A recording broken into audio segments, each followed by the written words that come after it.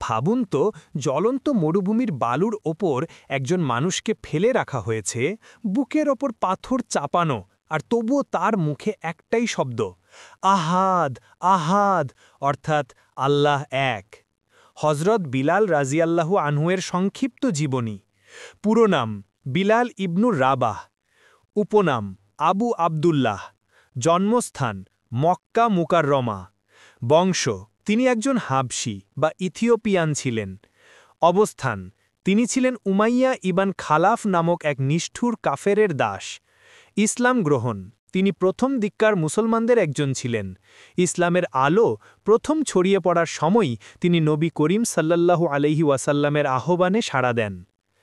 ইসলাম গ্রহণের কারণ বিলাল রাজিয়াল্লাহু আনহু নবী করিম সাল্লাল্লাহু আলাইহি ওয়াসাল্লামের সত্যবাদিতা, চরিত্রের পবিত্রতা এবং ইসলামের তাওহিদের আহ্বানে মুগ্ধ হন। তিনি বুঝেছিলেন যে আল্লাহ এক আর মূর্তি পূজা একটি ভ্রান্ত পথ। এই বিশ্বাস থেকেই তিনি ইসলাম গ্রহণ করেন। ইসলাম গ্রহণের পর যে কষ্টগুলো সহ্য করতে হয়। বিলাল রাজিয়াল্লাহু আনহু ইসলাম গ্রহণের পর অকল্পনীয় নির্যাতনের শিকার হন, কারণ সে সময় মক্কার কাফেররা নতুন মুসলমানদের উপর ভয়াবহ অত্যাচার চালাত। ১. দাসত্বের শৃঙ্খলের নির্মম নির্যাতন। তার প্রভু উমাইয়া ইবন খালাফ তাকে ইসলাম ত্যাগ করানোর জন্য মারধর করত, জ্বলন্ত বালুর ওপর ফেলে রাখত, কখনো পিঠের ওপর বিশাল পাথর চাপিয়ে দিত। ২. তপ্ত মরুভূমিতে শাস্তি।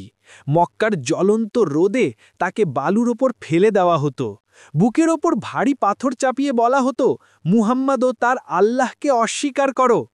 কিন্তু বিলাল রাজিয়াল্লাহু আনহু উত্তর দিতেন, আহাদ আহাদ, অর্থাৎ এক এক, অর্থাৎ আল্লাহ একমাত্র। ৩. শারীরিক নির্যাতন ও অবমাননা। তাকে কখনো শিশুদের হাতে তুলে দিয়ে মজা করার বস্তু বানানো হতো, কখনো শিকলে বেঁধে টানা হতো, কিন্তু তার মুখ থেকে কখনো আহাদ শব্দ ছাড়া আর কিছু বের হয়নি। স্বাধীনতা ও সম্মান। নবী করিম সাল্লাল্লাহু আলাইহি ওয়াসাল্লাম যখন এসব নির্যাতনের খবর পান, তখন হজরত আবু বকর রাজিয়াল্লাহু আনহুকে দিয়ে বিলাল রাজিয়াল্লাহু আনহুকে মুক্ত করে আনেন।